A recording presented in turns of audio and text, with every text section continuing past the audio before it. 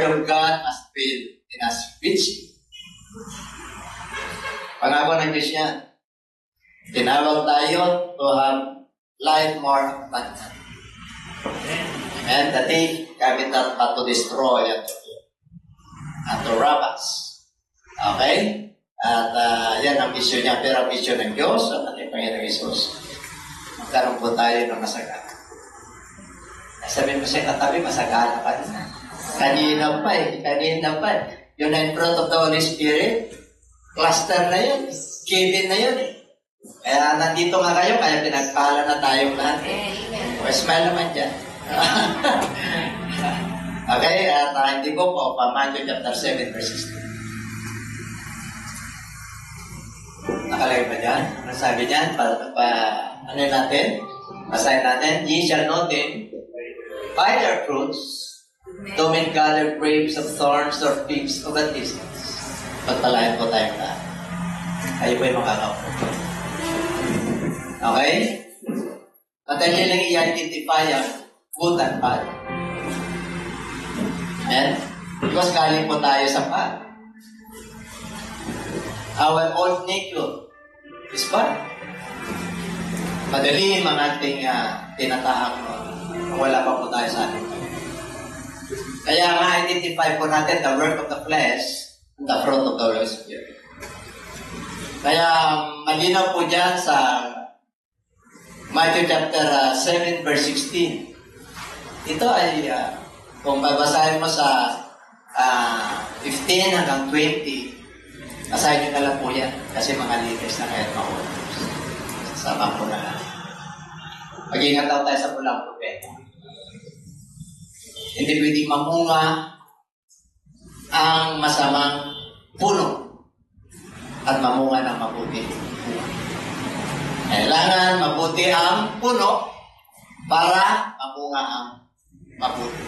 Kaya sabi doon sa verse 19 ng book of Matthew 7, 19 and 20, pinuputol ang Diyos ang may masamang puno. Pinuputol.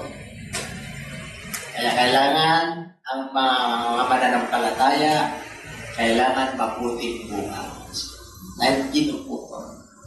Kaya sabi niyo ulit sa verse 20, Matthew chapter 7, verse 20, makikilala niyo sila sa kanila pagkabuhay. So, dalawang beses pinagkit yan sa 7:16 at saka sa 7:20. Palakpakan natin ang Lord. Yes! Lord, salamat po. At we identified kung saan tayo. Since we become a believer, we are the life of this world. We are the living epistles. Tayo po ay binabantayan ng mundong ito ng ating mga mahal sa buhay, mga hindi naniniwala sa Diyos. Yung ating ugali, yung buhay. Kaya tayo po yung patutuo ng Diyos. Kaya, pero mga kapatid. Kaya kung babasahin po natin sa Galatians 5:19, these are the work of the flesh. The work of the flesh are evident.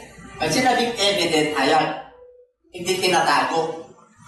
Kaya makikita nyo yan, 19, 20 to 21, basahin nyo na lang din. Istusan, adultery, sexual immorality. Yan, that is the work of the flesh.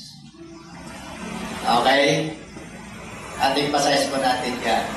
Natapos nyo na po yung 5:22 at 23. The fruit of the Holy Spirit. Amen? Pag ikaw ay unbeliever, you cannot get. Kasi masamang puno. Automatic po yun. Diretsahan. Diretsahan po yun. Okay? Pero pag nakailon ka, meron kang bunga ng Spirit. Ay, palapag natin ang Lord. At yan ang hinahanap sa atin ng Lord. Yung siyang yan, kailangan nasa atin yan lahat. Kasi, we live by the Spirit of the Lord. Because we walk by faith and not by sight. Galatians 5:19, ano sabi po ron? Works of the flesh. the flesh and the spirit, there is an enmity. Magkaaway po yan, there is a struggle. James chapter 4 verse 4, there is enmity between God and the spirit, yung lust. Meron, magkaaway yan eh. Kaya sabi sa Corinthians, a natural man cannot receive the things that are spiritual. But if you live by the Spirit of God, then you must walk in the Spirit, and then you produce the fruit of the Holy Spirit. Everybody say amen. Ngayon, paano tayo magkaroon ng mabuting fruit? Paano? Eh, alam mo natin yung very basic. Tingnan natin kung sa 100%, nandito tayo, i-test natin, or affirm natin, or evaluate natin yung sarili natin. John chapter 15, verse 1.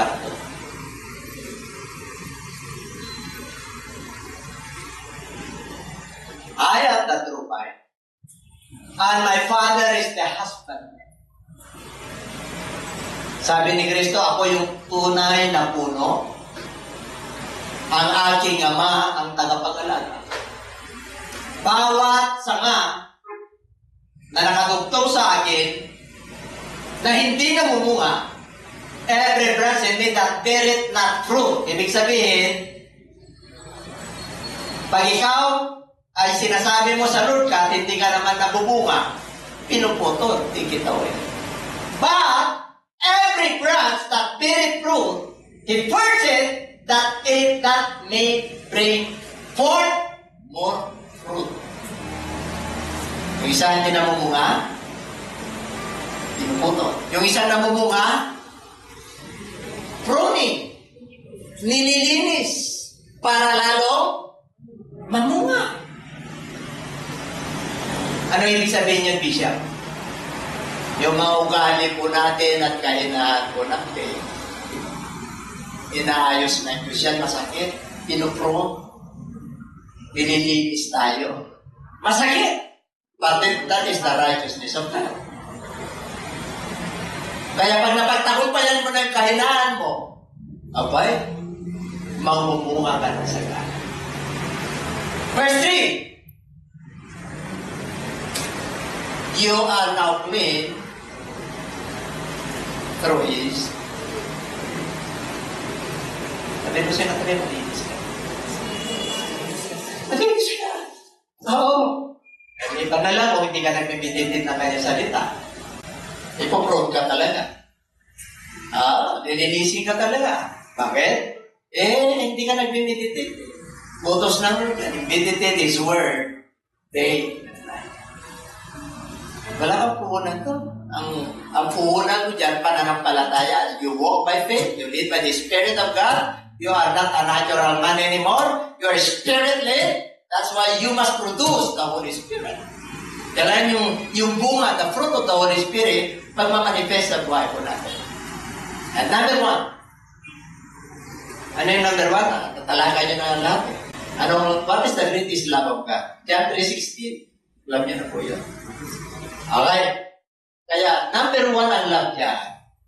Dahil kapano yung second, third, fourth, hanggang 8, lakipan mo lahat ng pag-ibig niya. Para makatayo ka. Supporting verse. 1 Corinthians 13, verse 13. These three shall remain. Faith, hope, and love. But the greatest is love. Makikita niyo yung love. For God so loved the world, and He gave His only begotten Son. That He gave only begotten Son. That whosoever believe in Him shall not perish, but have an eternal life. Makikita niyo yung love ng Lord. So love. Mahal na mahal tayo. Gusto yung mga malaman? Yung love, bakit number 1 dyan sa fruit of the Holy Spirit? What is the foremost and the greatest commandment of God? Love Him with all your soul, with all your strength, and with all your mind. Believers, may problema. Ito ngayon at tatalakayin. Palakpakan natin ang Lord. Bakit nababawasan? Bakit nangihina? Bakit nagalinlangan? Bakit nagtututa siya sa pangako ng Diyos? Bakit patay sinti yung kanyang ilaw? Bakit maligam-gam ang kanyang pananampalataya? Bakit yung kanyang paglilingkod hindi maningas?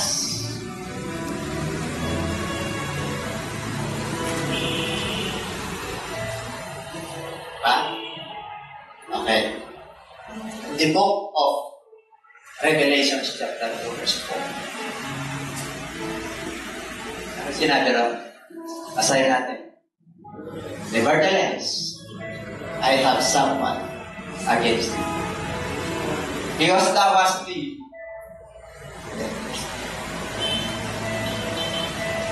I know your works. Nagtyaga ka. Mahalaga ka sa tingin. Dahil Ephesians Church ko, hindi ako nagkakamali. Kaya sabi niya, ayong may patinig. Makinig.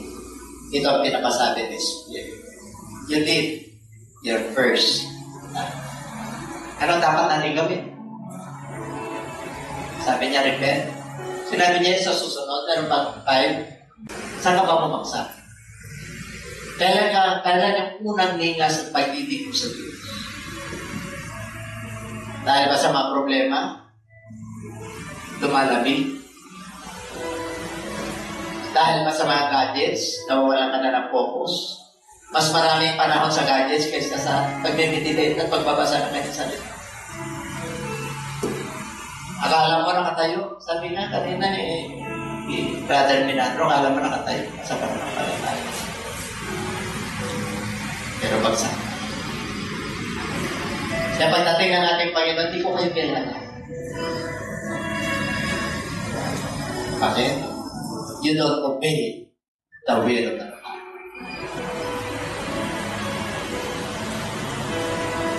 Dapat gising ang ating pananampalataya.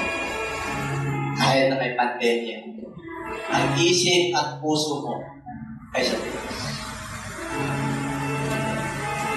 Amen? Makikita nyo sa paligid nyo kaya sa sarili nyo tahanan. Makikita nyo ang paglaganap ng gadget. Yung anak nyo pag hindi kayo nakita. Lalakihan na nandun lang nakababa. Yung isip at puso nyo. Sabi mo, anak, depende yan. Kailangan maaga ka matulog. Your example. Living by example. Sinabi mo sa anak mo, maaga ka matulog, samahan mo siya. Pag nakita mo na yung computer niya, naka-computer ka pa rin, ganun din siya. Kung ano yung bunga, kung ano yung nakikita, yun din yun. Kaya sama ng ulo ng anak ko. Bakit? Nakikita ka, hindi mo ba na? Pag nagdisiplina kayo ng bata, tiyakin nyo na. Yung ginagawa po natin, hindi tayo perfect. Pero not perfect. Pero the fruit of the Holy Spirit, tinanapan ko tayo. Kailan magiging ibabaw ang joy? Ay magiging ibabaw ang love para may joy ka. Kasi napapabawasan po yan. Without joy, without yung the other, it will not cluster. Naka-cluster po yan, decrease. Pag mananampalataya ka, and if you have the Holy Spirit, you are led by the Spirit of God, nandiyan lahat yan. Hindi pwede wala sa iyo yan. Kailangan kulang. Ang Diyos ang magpupuno dahil sa pag-ibig, dahil sa kapuspusan ng banal na Espiritu. Kaya mo umunawa, kahit na may mga darating na problema, yung deep inside your heart, yung joy mo, yung pag-asa mo, yung faithfulness mo, yung katapatan mo, yung business mo, yung kamuhan, kahit na hindi panahon ng pagbubunga, namumunga ka pa rin because you are the light of this world. Amen. Hanapan ka ng Lord ng bunga na hindi ka panahon na. Diba? Yes, because He's the rock of all ages.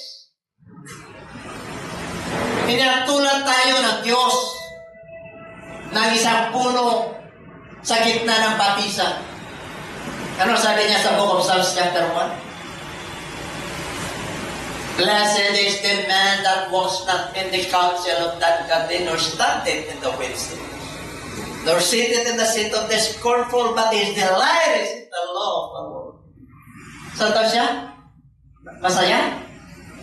Kaya mapalad yung mga mananampalataya, yung mga natatakot sa Diyos, na hindi umuupo sa kinaupuan ng mga makasalanan at tumatayo sa mga tinatayuan ng mga makasalanan. What do you mean? Ibig sabihin na, natin gagawin yung kanalimutan. Alam mo ng kasalanan, ginagawa mo pa, nakikiupo ka pa. Amen? Ipinalaya ka na ng Diyos, pinatawad ka na ng ating Panginoon. Inubos ka na sa krus ng Kalbaryo. Sumisipat ka pa. Nandun ka pa sa tupada. Nagsasideline pa yung iba. Tumitikim pa ng kasalanan. Pag ikaw ay nasa ilaw, sinabi na ng Lord, it will identify you. Ang mabuting puno ay namumunga ng mabuting bunga. Hindi kailanman mamumunga ang masamang puno ng mabuting bunga. Walang pagpipili. The works of the flesh or the fruit of the Holy Spirit. Para mabuo mo yan, nakipan mo ng pagpili yung lahat ng yung ginagawa. Verse 3 ng Book of Psalms. But his delight is in the law of the Lord. Asan daw siya masaya? Sa kautusan ng Diyos. Anong ginagawa niya? Meditate day. Sa daw siya natulad. He is like a tree planted by the rivers of water. Ano daw? It bears fruit in a season. Sabi mo kanina, out in season and out of season, you must bear good. Hindi siya nalalantay. Nasa gitna ng matisan. Diba? Areven siya, his lips sila bitter. Hindi nalalanta ang kanya dahon. Whatever he doeth, he shall prosper. Ano man ang hawakan, ano man ang kanyang gagawin, papagpalan siya. Sabi mo siya, tayo, ano na lang, lulundag na lang tayo. Puspusin mo ako, Panginoon, na ibagal na Spirit. Hindi ko kaya ito kung wala. Sinabi niya, without me, you can do nothing. John chapter 15, verse 7. Wala kayong magagawa kung wala. Hindi ka mamumunga kung wala siya.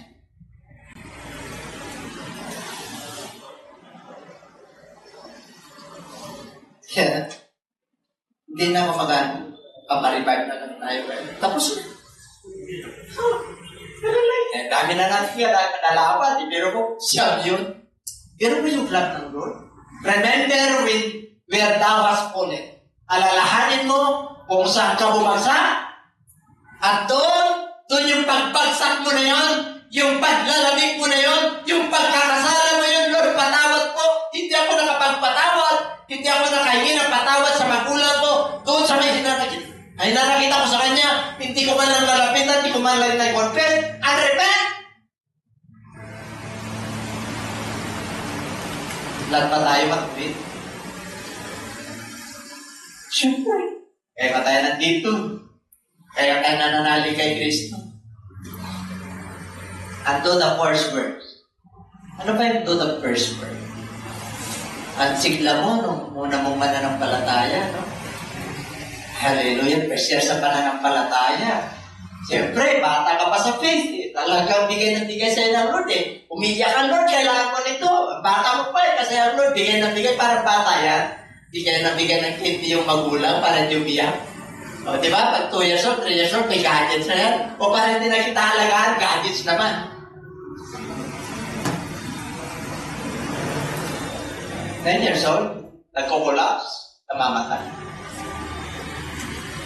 You know why? Yung tulog ng mga bata, dapat natutulog lang yan. Kaya ang babansot yung mga bata. Nag-ubis pa. Bakit? Yung body clock nila. Sumasabay na sa mundong ito. Amen? Sabi niyo sa anak niyo, patulog kayo ng maga, magulang ka, ikaw yung example, matulog ka rin, para matulog yan. Pero pag sinabi pag yan, sabi mo matulog ka, magkukumot lang yan, pero tinitignan ka. Hindi ka maunawaan. Kahit yun yung tatay sa kasinahan. Tapos ang tigas daw ng ulo ko. Hindi nila alam sila matigas ang ulo. Hindi nila ginagawa yung kanila. What is that kind of spirit? Anong klaseng spirito yan? That is the spirit of hypocrisy. Yan ang ayaw na ayaw ng Lord. Kung ano sinabi mo, gawin mo. Lalo na mabuting bunga result ka. Para mag-ilaw ka sa mundo. There are sacrifices. Yes, masakit. Pero para sa kanila rin. Maunawaan nila darating ang panahon. Kaya sabi sa 12 ng book of Romans, be not be conformed to this world, but be transformed by the renewing of your mind. In this world, there are pleasures. Pleasures is enmity between man and God. Kaaway na Diyos yan. Kaya kung ang paglilibang nyo dyan, bawasan nyo na. Ang daming fake news. Mas marami ang fake news. Our country is the 76th country na nagre-receive yung mga anak ng mga fake news. Napupunta sa brain nila yung hindi tama. Ang mayalamang bansa, filtered. Nasa curriculum po nila mga fake news. Alam nila fake news. Hindi ko mo nag-open ka ng Facebook at saka mga totoo po yun, no. Friend, sayang ang panahon mo dyan. Ito ang fake news. Ito ang good news. Instead na dyan ka nakakabat, dito ka na. And everybody shouts. Pagdating mo pa lang dito, post ka na. Pagluhod mo pa lang, tama mo na yung kapangyarihan. Kahit na dumadaan ka ng iba't ibang pagsubok dahil walang sentence sa atin. Dumadaan ka sa sakit, kahirapan sa buhay, emotional problem, husband and wife relationship, family relationship, the ministry sa pag-uusip, pero ang Diyos sumasayo, and God leads you the Spirit of the fruit of the Holy Spirit. Ay, naku, sagana ka. Sabihin mo sa iyo, pagkati sagana. Hindi ka matutuyo. Sinabi ng Lord eh. Hindi ka matutuyo. Namumunga ka sa lahat ng panahon. Yun, grabe, you're not perfect. But because the battle is not ours, kasama natin ang Diyos sa pagkipagbak, you are always a winner. Lagi kang winner. We are more than confident. Higit pa tayo sa katirin. Grabe ang pangako ng Diyos. From book of Genesis up to Revelation. Pagkasama mo ang Diyos, who can be against us? Then God is with us. Nakedness? Perils? Pag-uusig, kahirapan, kahit nakamatayan nga, no one can separate us. Saan? From the love of God. Makikita niyo yung love.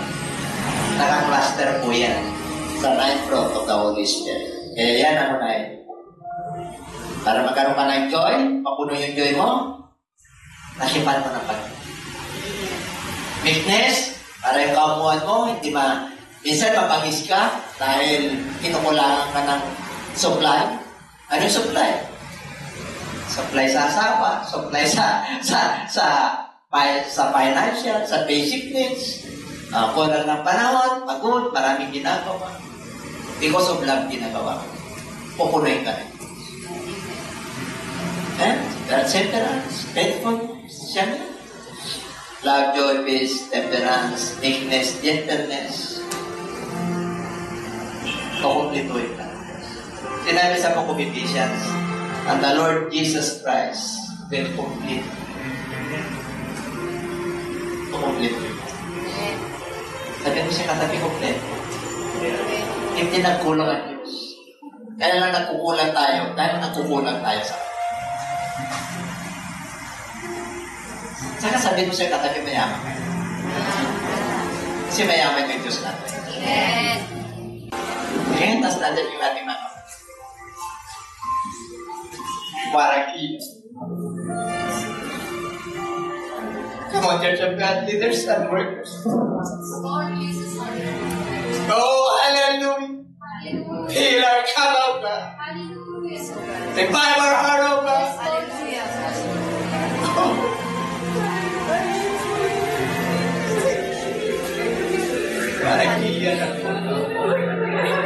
Come on, Church of God, just worship. In the presence of the Lord, the Spirit of the Lord is moving right now. Ready to minister to every one of us. They're not been drunk with wine, but be filled with the Spirit of the Lord. Hallelujah. Chica coca pachata chapala chica kapakika kapakika. Speak to us, Lord. Hallelujah. Para ceca ceca capaka teta tata pata pala ceca kapaka jiko kopala kia. Hallelujah. Hallelujah. Come on, Church of God. Speak the language of God. Hallelujah. Oh. Ang pakapos-pos ka ng banal na Spirit. God, you are my God. Hallelujah. Bless your people.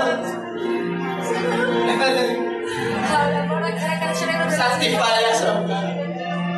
Because worthy always to be your servants. Thank you, Father, for your love. Balik mo yung unang sigla na yung pag-ibig sa Diyos. Ayaw mo unang pagpuri, pagsamba, paghayaw, paglilingkod, pagbabasa ng kanyang mga salita. Forgive us! Napag-iwanan na po kami ng panahon dahil kasangamalan ng mundo ito. Forgive us, Lord. Para Tia. Oh, bless your people. Touch their heart, oh God. Hallelujah, hallelujah. Thank you, Father, for your Holy Spirit. This is your promise of what I will pour out my Spirit. Upon all flesh. Hallelujah, hallelujah, glory.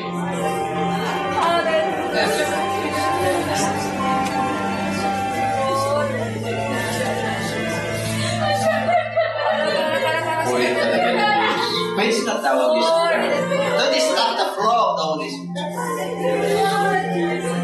Warakia. Itu asal. To define the Church of God. Give us the interpretation. Give us the interpretation of this church.